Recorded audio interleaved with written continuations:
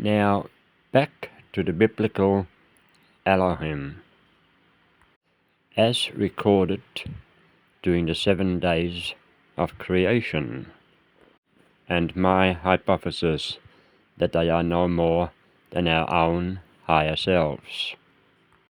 Now tell this to a theologian, and they will laugh at you, because these individuals have very little spiritual insight and an absolute lack of spiritual experience and contact. Now you all know and remember my life as a 13-year-old living on an isolated bush block of 3 acres halfway between Dalesford and Hepburn Springs, and my brief encounter of no more than a minute with a Catholic priest who gave me a brand new leather-bound King James Version of the Bible. Now you can be assured that many scriptures as recorded within that version is not present in any New Age translation.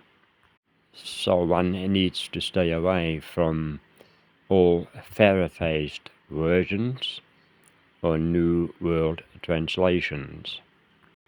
Many have replaced the term Elohim and replaced it simply with the name of God.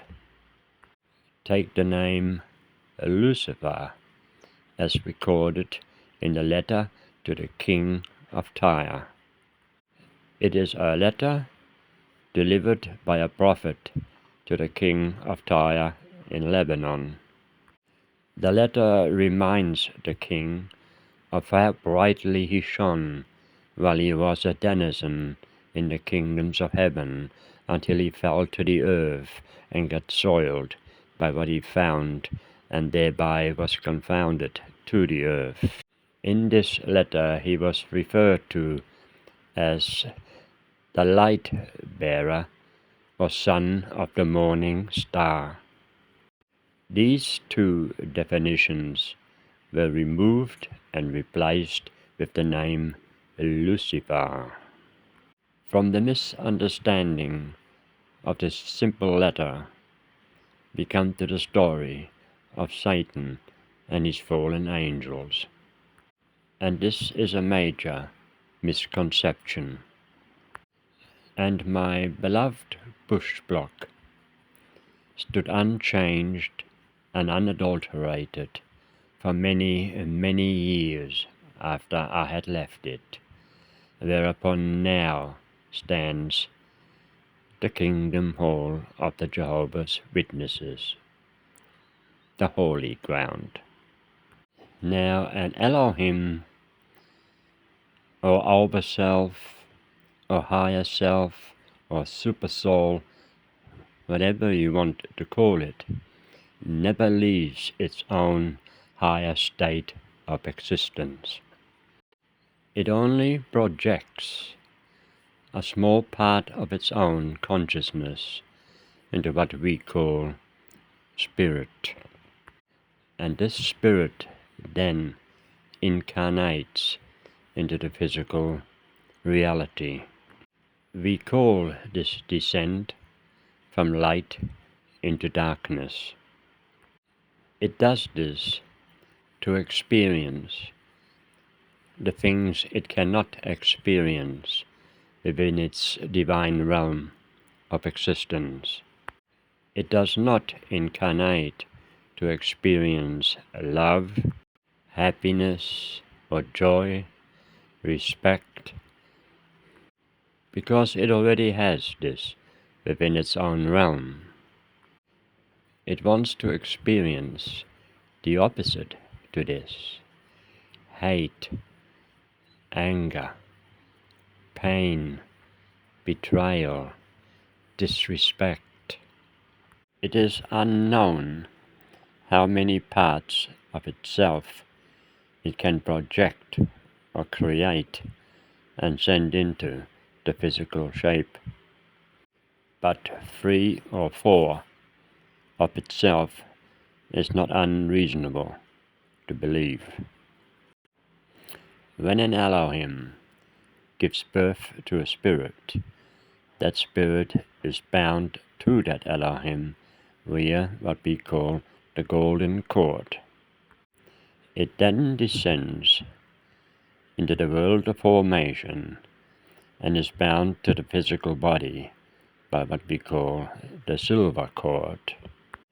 While the spirit is connected to its Elohim via the golden cord, we call that the spirit line. It then descends into the world of formation and begins to create bloodlines. But while it is within the physical body, it creates karma due to its actions, or cause and effect. Or as you sow, so shall you reap. Every time an individual spirit incarnates into the world of form, it creates new bloodlines. It becomes a tree with many different branches, but the spirit line remains the same. So it is good to prune the tree and get rid of as many impure bloodlines or branches as you possibly can, because they can serve as obstacles and entrapments. Also, an important aspect of this is to remember that the Elohim can give birth to 4 individual beings of its own. So you may have 3 or 4 of yourselves walking around somewhere within this world of formation, all coming from the same Elohim. At this stage of advancement, we develop group souls. Within this group soul are kindred spirits like yourself and with whom you are in perfect harmony.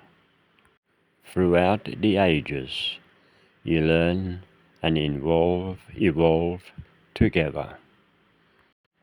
Some of you incarnate, while others stay within the group to act perhaps as guides.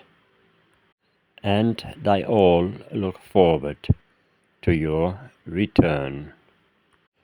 Within my own present incarnation, I've known for some time that there are at least 2 or 3 of us somewhere scattered across the world.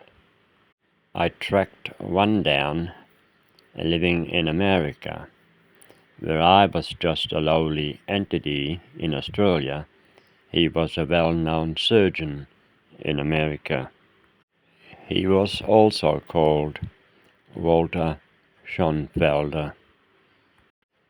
Now, the real name in German is called Schönfelder.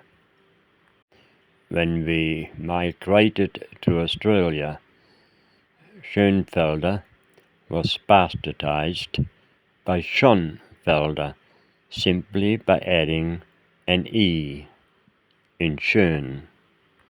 In German, the E does not exist within the name, and our relatives still go by the name Schönfelder.